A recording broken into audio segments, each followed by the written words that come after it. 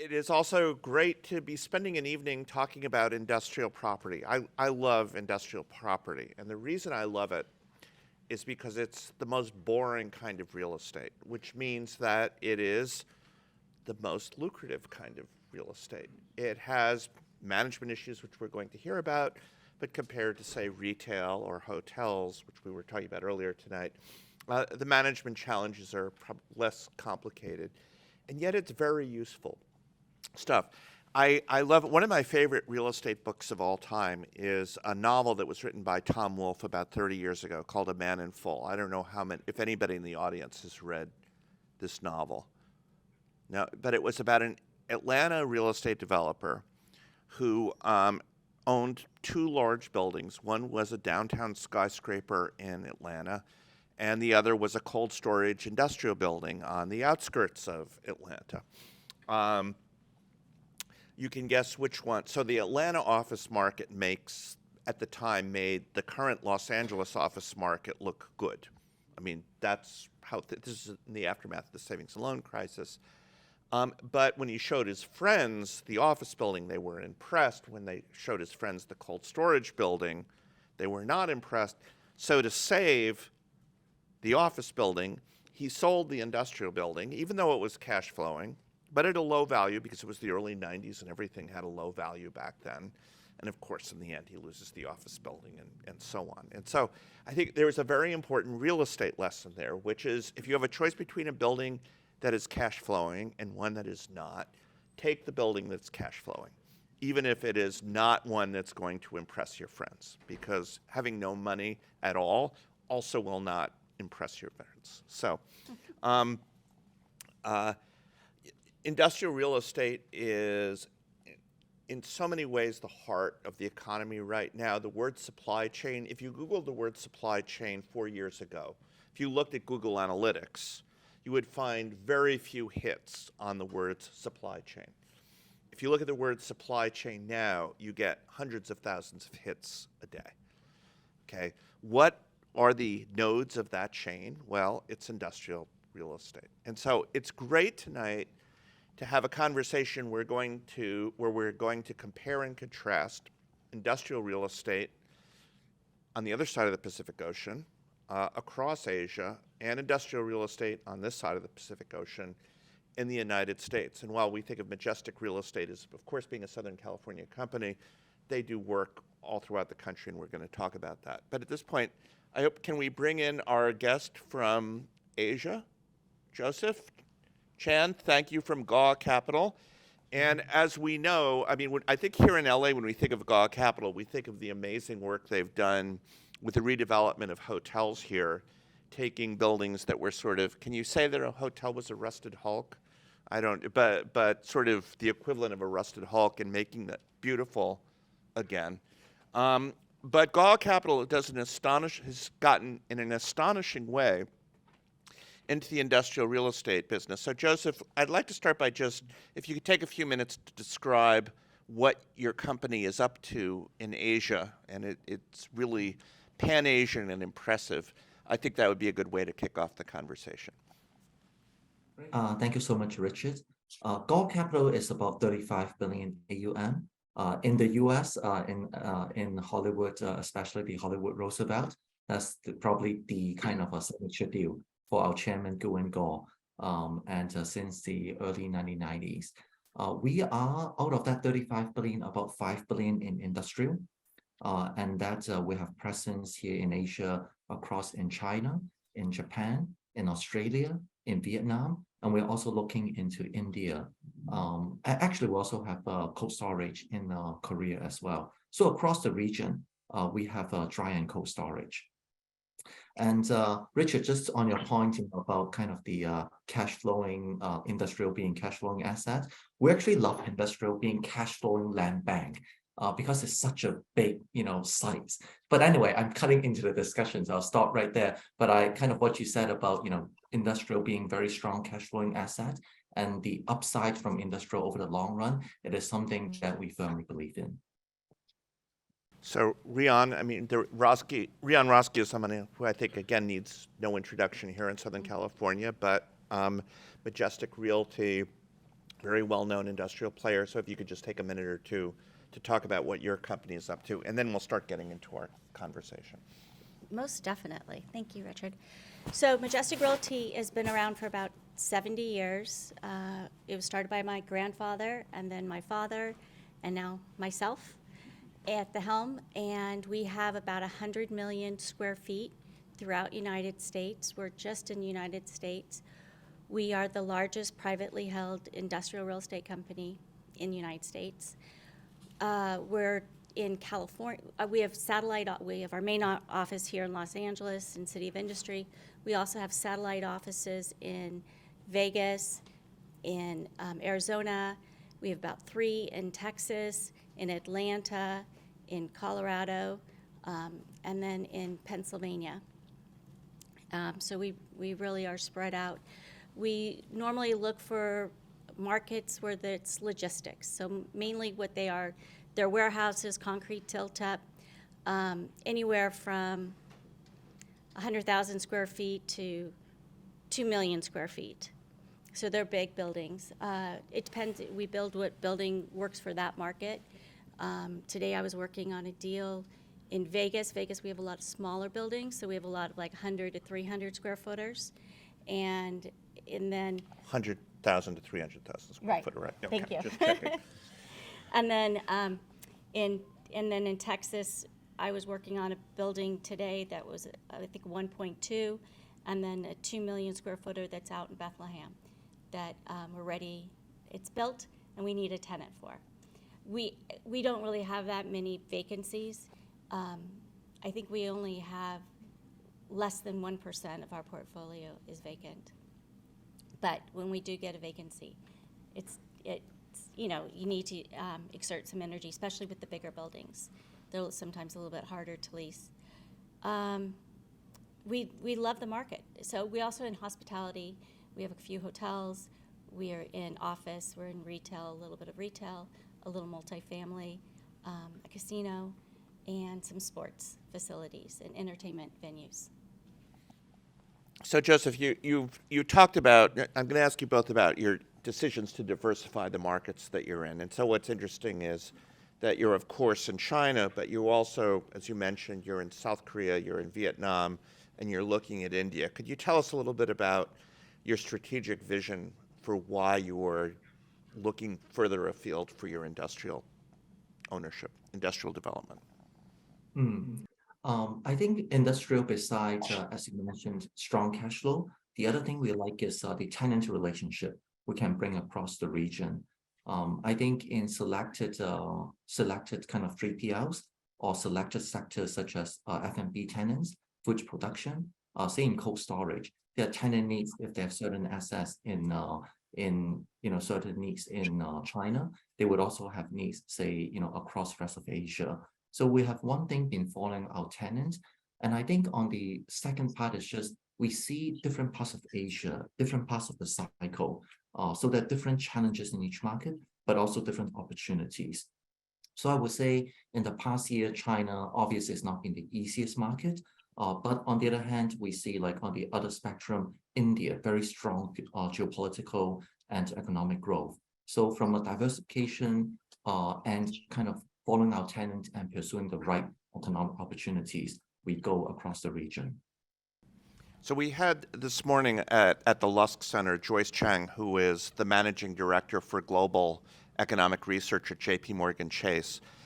And she said something I thought was very interesting about China, which is she said that they are seeing businesses withdraw from China, but it's not for geopolitical reasons. It's because of the zero COVID policy, that when they survey people, it's overwhelmingly, that's the thing that's made them decide that China is basically not a reliable place to have too much stuff in, and so they want to look further abroad. Does that resonate with you?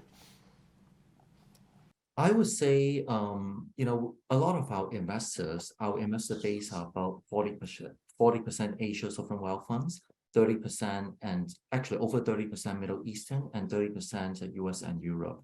So out of the investor base, I would see both COVID zero and the geopolitical as key concerns for a number of the LPs.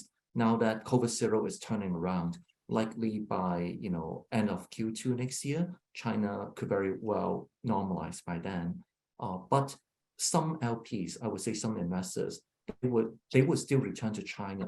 But in the current state of the environment, they probably prioritize other markets in Asia first for real estate investing.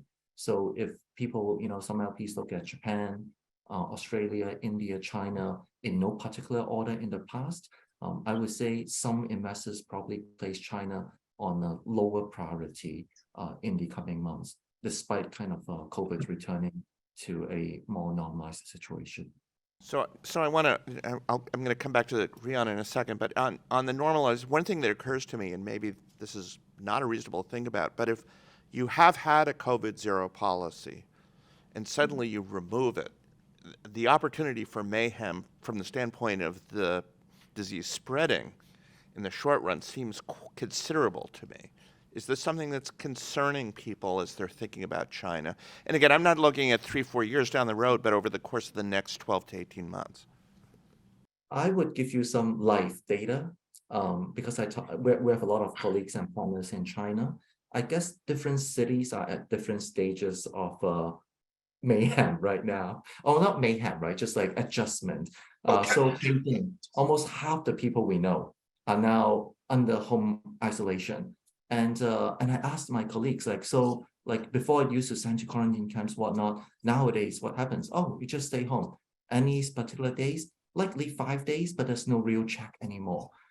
So it is now every city is going through that adjustment. It's almost like Hong Kong.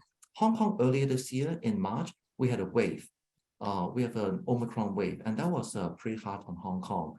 And I think each Chinese city will be on the different pace, but might see something that happened in Hong Kong earlier this year.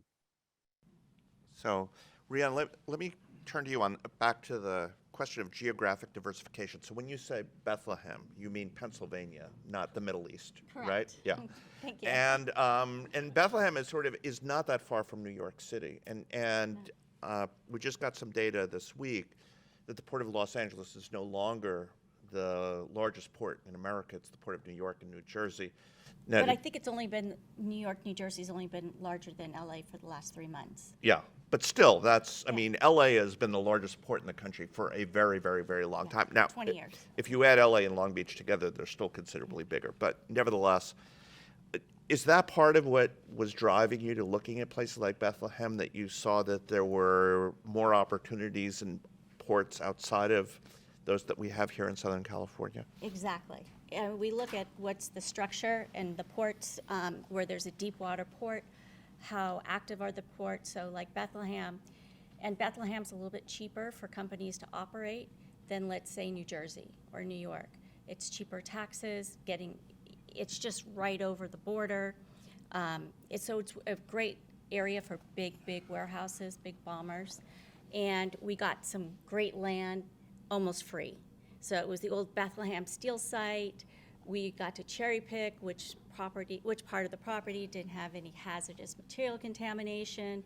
And then we got an act release from the state and federal government.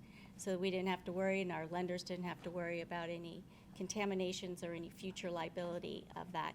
And our only requirement was that we had to cap the land.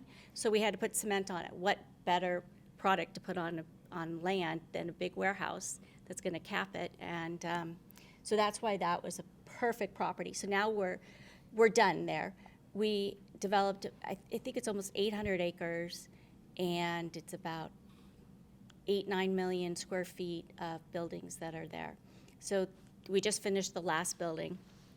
And now what we've been looking towards in the last couple of years is a lot more of Texas and Southern California on the Mexican border. So there's a lot of Chinese companies now that are moving to Mexico, that are taking advantage of the treaties with America, and they're putting their warehouses or their factories in Mexico and coming over the border. So one site that I personally just think is going to be tremendous is Laredo, Texas.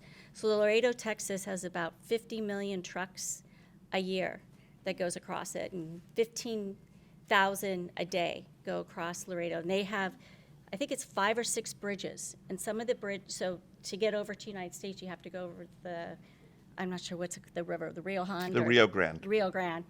And there's 6 bridges, and like one of the bridges is 16 lanes of trucks just coming over, and they are somewhat parked there, and it takes hours and hours and hours for them to come on over. So it's a huge hub, and it's a wonderful project. Or Otay Mesa, which is right near San Diego. I think we have 10 buildings down there right now, and we're in the next 2 or 3 years we'll have another 10 buildings. And that's been, we're actually leasing those buildings before we even, just when we're starting to scrape the land, and people are just waiting for a building to come up there. So that's been a huge market. Other areas of Texas are big for us right now.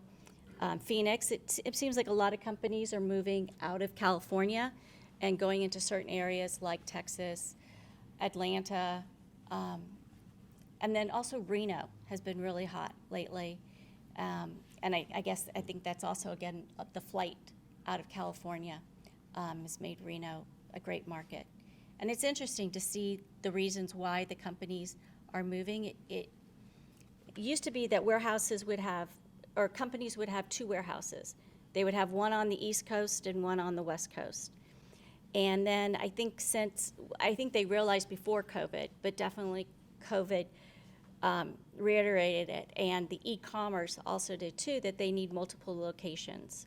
So now they want to put locations within everywhere, so you can get to different places within 2 days. So I think that's what has enhanced a lot more industrial development, is these needs of these warehouses everywhere instead of just having one big one on the East Coast and one on the West Coast, which is interesting how that dynamic has changed. And then also, I think like in COVID, with the supply chain shortages, is that, companies used to only store enough stuff in their warehouses for 2 or 3 months. And now, because of COVID, they realize that, hey, we're changing our model and we're going to store enough stuff for 6 months or 7 months. Well, and in a warehouse, the cost for them to rent a warehouse is pennies. It doesn't really affect their bottom line. I mean, it does, but it's not a big number in the economies of everything of their companies. So they are they're willing to get more warehouses so they can stock up and they can store stuff. And that's mainly what warehouses are used for today. Do you find, Joseph, something similar going on in Asia, that, we used to be very much just in time, keep the supply chain very lean? One of the lessons of COVID has been redundancy is not entirely a bad thing at times. Are you seeing this dynamic that Reon talked about here in the U.S. happening in Asia, where people are just using warehouse space to store stuff for a while instead of thinking that they need immediate throughput? I think it depends on different regions or countries, right? Say in China, because of COVID zero, there's been quite a bit of distortion. So properties that are within the city, say within Shanghai, in Shanghai versus near Shanghai, before there was no difference given the strong road network. Now there's a big difference. Tenants want to be in Shanghai instead of outside Shanghai, just nearby. So we see some of that kind of locational preference, kind of the better industrial logistics properties being in much higher demand and commanding strong rental growth. Say I was just in Sydney last week, and then in Australia, the demand really is driven not by e-commerce, but by reshoring of a lot of the manufacturing activities. So I think the dynamics are quite different here. Say China has been a main export, and we see some of that kind of companies now, as Reon said, going to Mexico, moving the manufacturing base. But the domestic consumption is still strong in China. So warehouse is still mostly for distribution, for domestic consumption. I wouldn't say the same kind of warehouse for storage has increased over the last 2 years in China, but the location preference has changed. And in other markets, each market has a slightly different dynamics. So it is interesting that because the cost of doing business in China has risen, you're seeing places like Mexico benefit from that. And it's like you never know. You think about textiles, they started in England, and then they moved to New England in the United States, and then they moved to the American South, and then they moved to Japan and Taiwan, and then they moved to, et cetera. So you see this transforming sort of the industrial landscape of China so that, again, it becomes more of a distribution system than a manufacturing system will be the principal use of industrial buildings going forward. But we also see just counter to that, say in the Greater Bay Area, near, just north of Hong Kong, the Guangzhou, Shenzhen, Dongguan hub, we still see, back to that supply chain, the manufacturing hub in the GBA is very strong. So this year, we still have, you must have heard of Shein, the fast fashion company. They are rapidly expanding of the warehouse usage space in the GBA area. And now another company, PDD, Pinduoduo, they started a new brand called Temu, and they are also getting into the space. So I guess in certain cities where the supply chain, the manufacturing hub is there, all the, the whole supply chain, all the, downstream, upstream, and getting to the export product. So those areas can also see the manufacturing. But I would say, just compared to the last decade, it's kind of a new norm in China going forward. And back to that manufacturing, beside Mexico, India is going to be a main beneficiary. This Made in India movement is strong, and we believe it is very real. Yeah, so Apple is planning on making 25% of its phones in India very soon. And so that's a pretty profound change, right? I want to just follow. So Reon mentioned that their stuff has a vacancy rate of under 1%. And of course, part of that is because of the brilliant management of their leadership team. But part of it is just The like fundamentals of the fundamentals of the market are really good. Can you tell us what kind of vacancies do you see in industrial space in various Asian cities right now? I'll start with the easiest, which is Japan. It's in that low single digit vacancy. And then Australia is also in the low single digit vacancy. And then the ones where we see more supply pressure could be Korea. There's a lot of new supply coming up. And then in markets like China is probably among the weaker ones because, out of the whole region. In China, tier 1 cities have seen strong occupancy, but probably we're still seeing kind of mid to high single digit vacancy to low double digit. But in the tier 2 markets, in a lot of the older, say in Northeast China, in Western China, those we could easily see 30+% vacancy. That's why like the US market is amazing, right? You have like 1% vacancy. That is like unbelievable. So I was talking about so do those properties still cash flow, or are they struggling? Are they losing money? In those tier They 2 struggle. cities. They What? struggle. Yeah. Struggle very much. In China, people typically underwrite, call it 6 to 8% NOI yield on cost. And in tier 1 cities, we get that. In tier 2 and other markets, you're probably looking at least 40% below the underwriting. So you're starting to see a slowdown in new product as a result of these high vacancy rates. Yes, for sure. So construction is dropping. So it comes in ebbs and flows. In China, tier 1 markets, there's land constraint, there's land supply constraint. So, but the demand is strong. So we have rental growth. In tier 2 markets, there's no real land constraint. So the demand is actually pretty constant. There is demand, except the supply comes in ebbs and flows. So if you look through a 10-year timeline, there's no real rental growth in these tier 2 markets. But the supply still comes up because there's demand. So I'm going to talk about Asia, but to lead to a question for Reon is one of the things I find fascinating about Singapore's market is the industrial space is on ground leases that tend to be very short-term ground leases, like 30-year ground leases.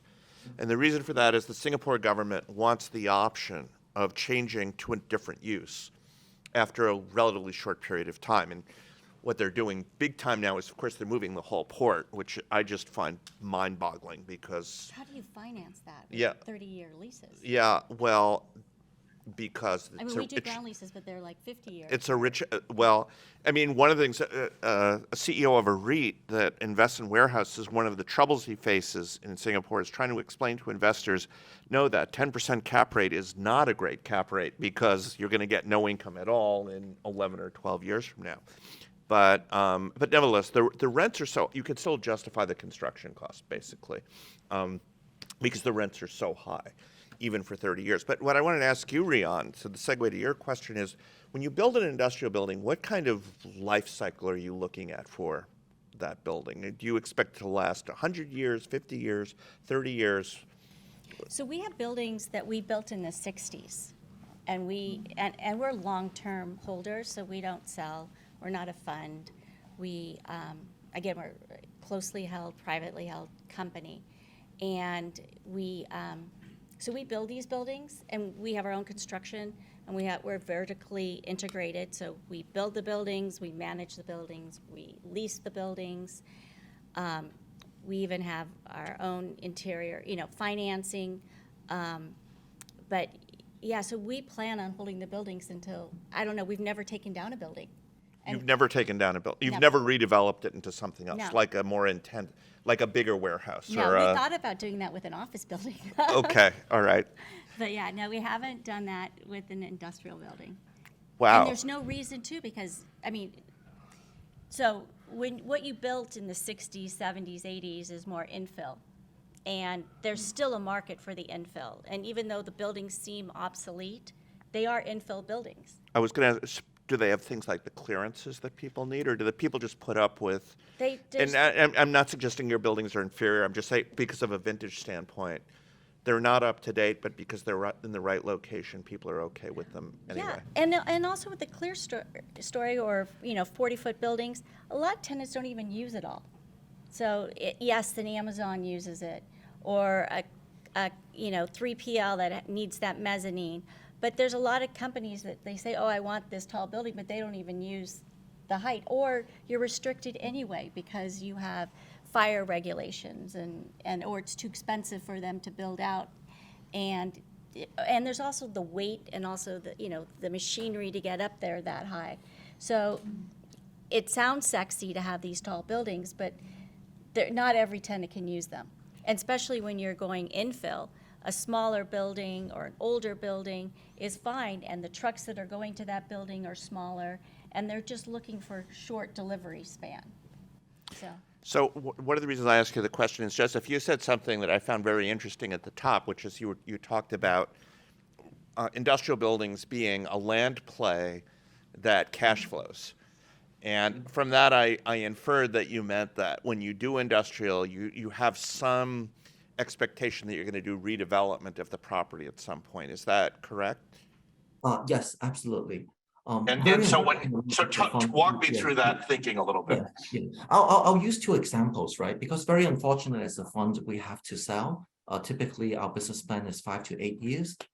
So I'll use two examples. One is in Tokyo and one in Sydney. So when we bought the asset in Sydney, it's a 5-acre site in inner West Sydney, and that's a prime site for residential rezoning. And when we looked at the site, we're looking at, we buy this industrial, warehouse right now with a tenant, getting about a 6-ish% NOI yield on cost. But if we can rezone to residential, that would be easily a kind of 3x multiple play. Now, obviously, what ended up playing out was industrial rent has gone up so much in Sydney that we got the DA approval, but is to build more industrial. There was some old office components on there. So it's actually, Reon, similar to you. We tore down that office component and then we put in more industrial. So that's Sydney. But in Tokyo, and actually in Hong Kong too, Goodman has been converting their old warehouses to data centers. And in Tokyo, one of our assets in Tokyo in Chiba, Newtown, Goodman has already converted some of their warehouses to data center. And if we do that conversion, data center tenants, from a higher and best use component, because they invest so much in the equipment, they're less sensitive to rent. So they can also, it's more accretive to a rental return perspective.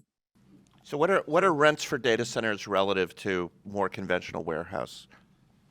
So say in Hong Kong, as an example, the actual leases signed, they're probably about 40% above, 40 to 50% above the dry warehouse. So in Hong Kong, a lot of the older warehouses, the kind of value add play is to either convert to cold storage or to data center. So we typically look at a lot of these potential plays because there's always the DA or the conversion, regulatory or securing electricity, there are uncertainties. We look at if we get these assets at the right price, then it is like, strong cash flow generating and with a potential bump at the back end. So I have a question for you. Yeah, please. So for me, I look at that being like a bank, because if you're having a data center there or the cold storage, those are capital intensive. And when we have a lot of data storage and we do have some cold storage, but we don't want to be the bank. So we'll give you the concrete tilt-up building and we'll let you do all your improvements. We'll charge you rent, maybe a little bit above, what a warehouse is, but not much, because we don't want to give the money and then you amortize it and you got to put it into the rent. But then the difference is our fundamentals, is that you're flipping it in 5 or 7 years and you have that increased value and you get to recoup it. And for us, we look at it, and a lot of times that infrastructure or whatever is obsolete by 10 years. And so we're happy to let a tenant put it in the building, but we don't go down that line just because the long-term nature that we own the building. And then we don't want to be managing the cold storage and the refrigeration and all that. If a tenant gives us a building back and it already has it in it, we look at it and look at the age of it, and we will then release it at, of course, a little increase in rent. But we don't want to be in that business because it is more acting like a bank, which is a great business play. So, on your all part. I fully agree. This is definitely a lot more operational intensive. And also, when we study these conversions, want to put in the equipments, one thing I would say though is from a tenant's perspective, because they don't own the property, so they invest, say, in cold storage. They probably, invest in equipments that will fully depreciate by the end of the lease. Versus we, from a landlord perspective, we can make the, the insulation, certain M&Es, and it's like maintaining a car. So if you, as a landlord perspective with longer term mentality, equipments can last longer. But I hear you, this is definitely like a lot more capital intensive versus if you just rent out concrete, the core and shell. That is fantastic from a long-term hold perspective.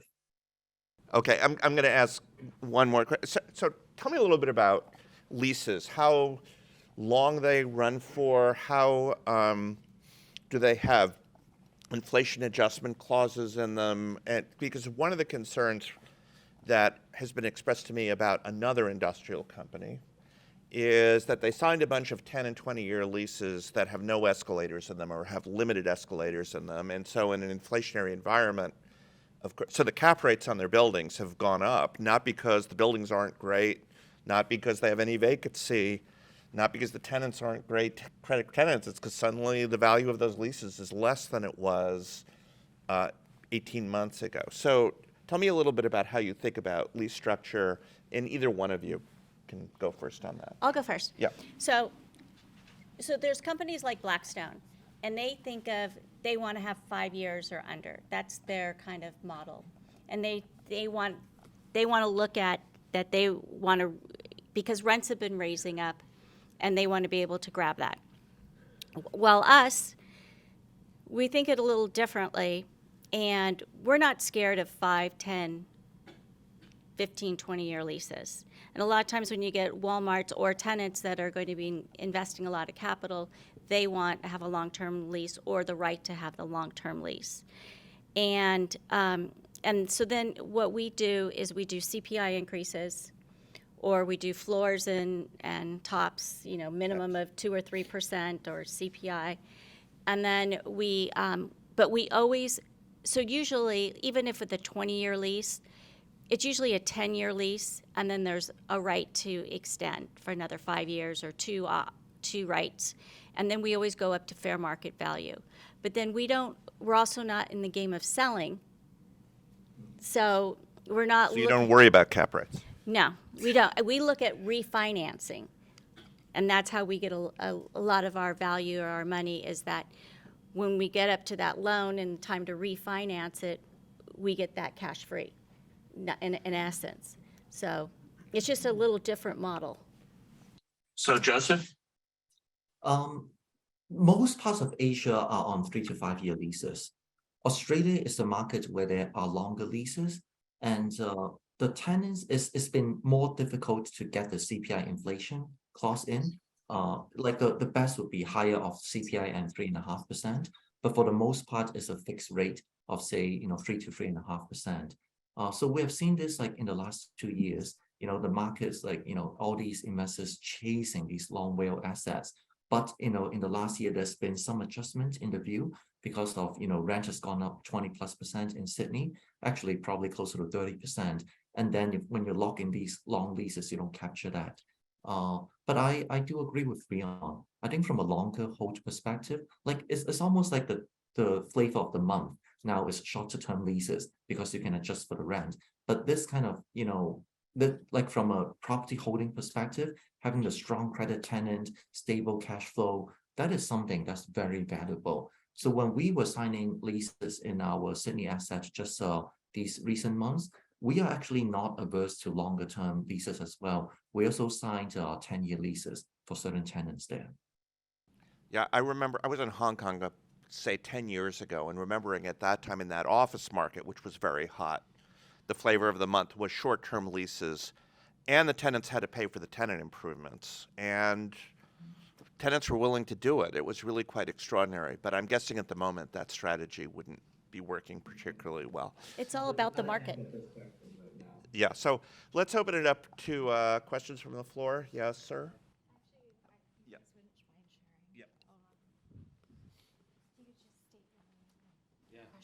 My name is Jan. I'm so glad I came here and chose this meeting. It's what I would call, my bread and butter industry, etc. So just going back to the market shift, China not doing so well and losing business to Mexico, we know that this was happening, like, let's say 10 years ago. And it was mainly due to cost of labor being, rising in China. Now, I think where most industrial companies are shifting their strategies to is to have, let's say, their industries back on home soil by using technologies such as 3D printers, having their raw materials shipped right onto the site and not spread across around, and then maybe even subcontracted to third parties around the globe. So what is Asia doing to make sure that they will not feel such an effect when companies bring industries back and build everything on one location? And also this will affect not having the needs for long-term storage in warehouses, as some companies are running their business and strategies. Reon, you want to start with that? I was going to let you start because I wasn't quite sure the question. And the question is, how is Asia prepared? Because it's obviously an Asian region that we're talking about. So how is Asia preparing to, soften the impact? Because it will be an impact on, let's say, shifting industries back on home soil, changing strategies to like 3D printing strategies, everything built on site, raw materials all in the same location. How are you preparing to, feel that, let's say, loss of business? Because it's going to happen in the future. Maybe not like in 1 year, but in 10, 20 years, it's slowly shifting in that direction. So how are you preparing to perhaps either, Asia doing the same or offering these kind of services for local distribution? Yes, sir. Right, got it. Thank you. I would say probably, just to be very frank, I think China is where the outflow, because China has been a very strong manufacturing center. And I think this reshoring is not just happening to the US, even in Australia, I would say even in Japan, kind of like more countries are looking at their resilience of the supply chain, cannot be just dependent on one kind of, major country because of COVID-0, because of other risk factors. So I would say China, the main kind of mitigant to that is there are very like strong regions like GBA where the supply chain is there. Like, look at Shein, the fast fashion, they turn around, how they can manufacture in batches, get everything out from design to the close out, shipped like, within 14 days or some very, very short timeline. So there's certain encumbered or entrenched edges there. But for the other part, I think it's just still tailoring to the domestic economy because China is still strong population, strong economic growth. So there, like a lot of these warehouses will still be distribution for domestic consumption. Now, and there are other parts of Asia, right? Like, Southeast Asia, Vietnam has been capturing a lot of these manufacturing demand. So our industrial projects in Vietnam are actually ready-built factories. We're not building warehouses there. It has been a lot of these companies from China also, they don't want to go through the land process, build their own factories there. So we have these factories ready for them. We actually think there could be similar opportunities in India going forward. So I would say, different parts of Asia will face it differently. I don't think there's a very standard answer. Like when I was in Sydney, I was surprised to hear that the 30+% rental growth is not driven from e-commerce, but from reshoring of manufacturing activities. So I would say this reshoring trend is probably going to be a big theme for many parts of Asia and a positive theme as well. I would say probably China is the one that, through their own domestic consumption and certain encumbered edges that they have, but that will be the more painful, I would say, adjustment would still be China and different parts of China. You mentioned new supply coming to market in areas like Shanghai. I think in the United States as well, with a lot of new delivery coming to market of industrial in particular. How do you see the vacancy maybe softening? And if so, are you looking at other asset types that may be undervalued right now going forward for the next 12 or 24 months? Reon, you want to take that one? Sure. So we are developers. So yes, we used, I think last year we had about 10 million square feet under development, and the year before we had 10 million square feet under development. But I think next year we're probably going to have like 4 or 5 million square feet under development. And yes, we adjust it. And there are going to be markets that are overbuilt.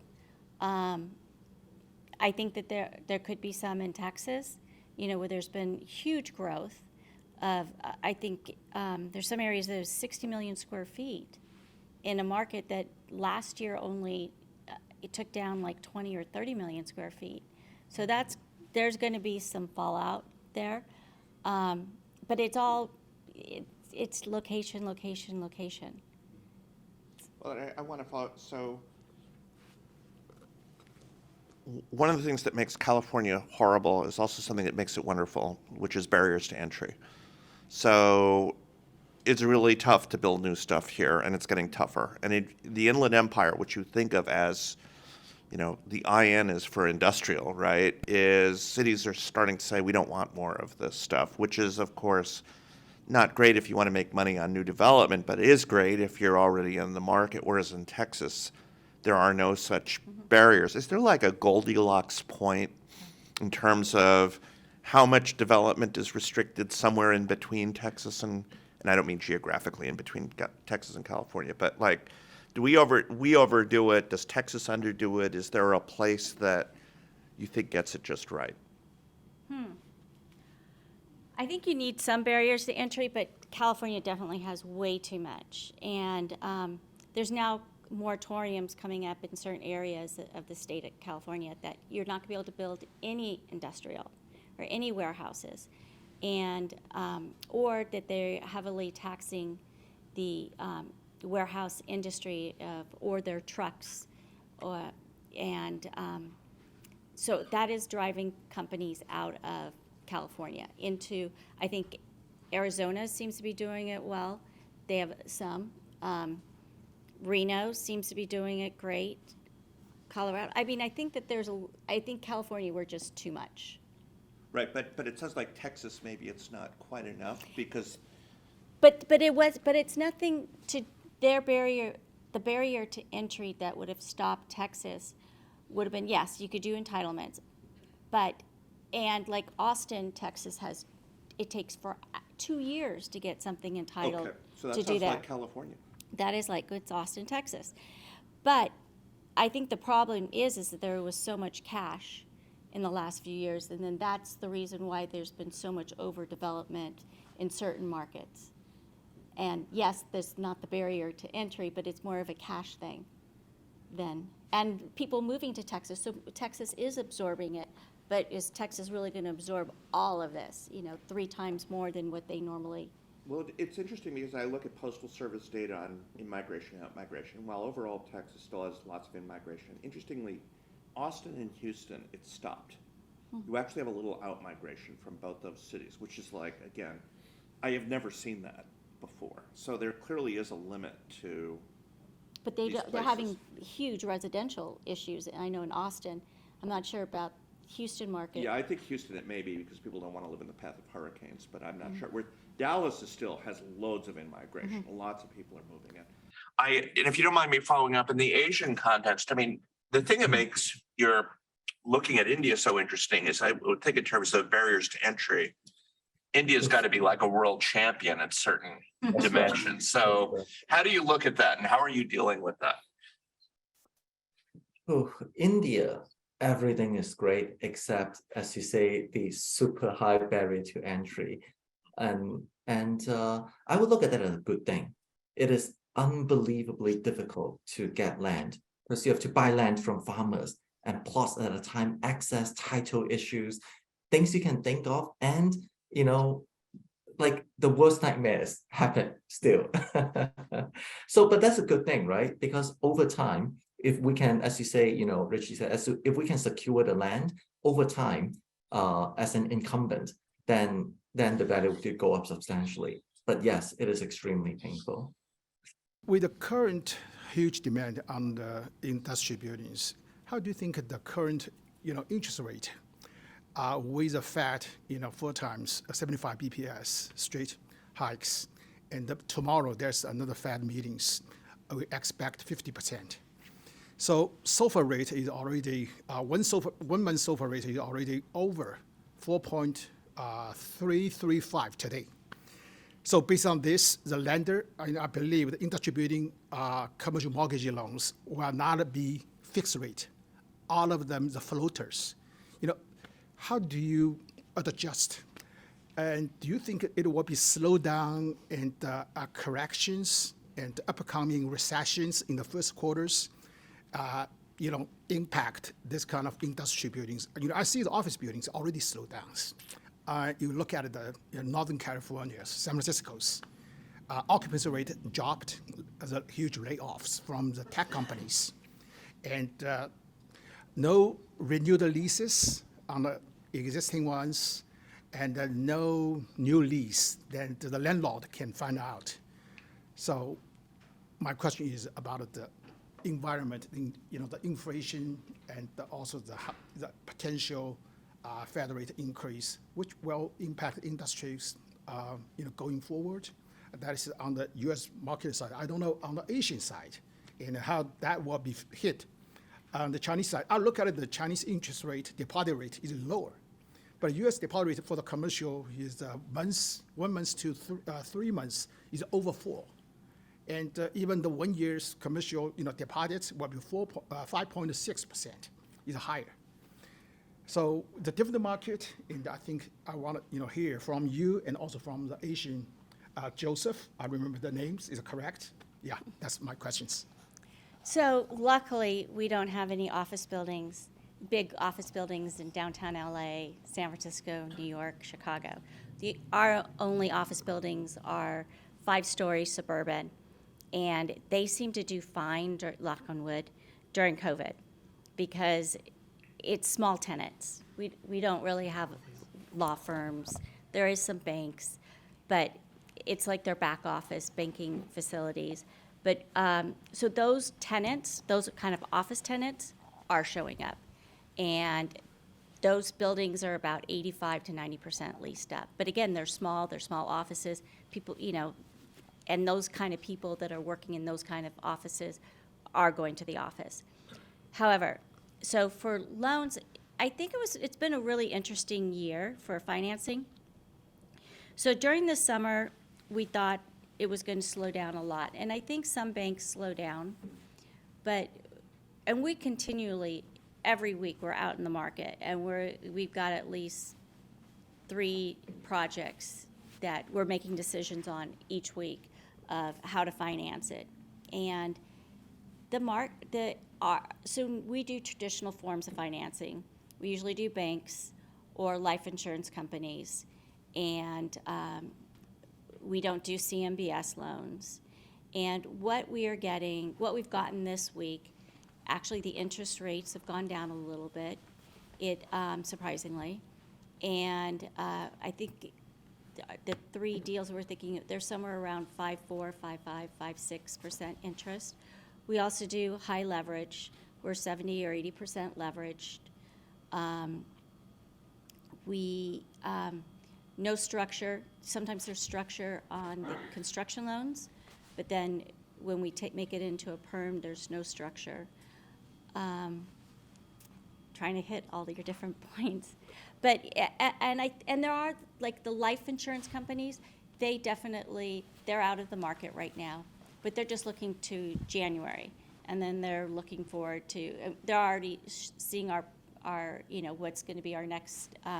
We're taking out to market, but they're just not going to quote until January because they've already gone through their quota, and that's more that issue than anything else. But then industrial is different, and we have some multifamily and some new hospitality that we really wanted to start, but we put it on the back burner because it's going to require too much equity, and we don't want to. It's not worth it to us, and it's okay to wait 6 months and, maybe work on the entitlements a little bit more or design a little bit more and just wait until it's the right timing. So a lot of it is timing, but that's for the new construction. Of course, with the old construction, you have tenants that are there, and and the banks are comfortable. So with industrial. Did I answer everything? Did I forget something? How do you think the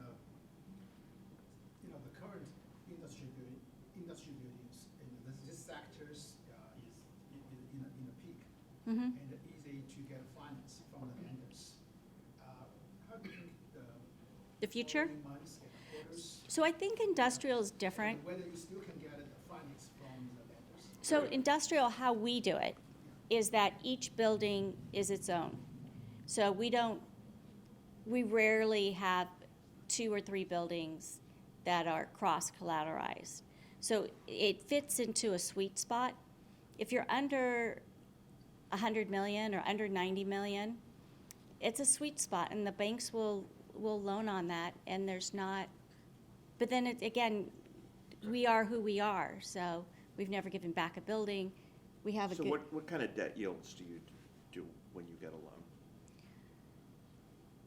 Well, I mean, Depends on the location, right? yeah, it does. Yeah, It's hard, it's hard. No, what I'm trying, are you pretty conservative with your use of leverage is what I was trying to get at, or are you more No, aggressive? I mean, we're aggressive, because Okay. we try for as much as we can get. Okay, that's So what I was that's why trying to get at. we're 70 or Without 80%. Okay, without asking your LTVs, I was trying to be Yeah. polite, but, yeah, Yeah. okay. So of course we try, and for us, that's how we grow our business, and then that money we invest into the next project. So, but that's just our fundamentals, and again, we don't do CMBS loans, and we do fixed rate, and that was your other question, how you do it. So it is getting kind of tricky, but we do swaps. We are over time, and I think that's because it's been so entertaining. Joseph, Reon, thank you so much for being with us tonight. Thank you. Thank you so much.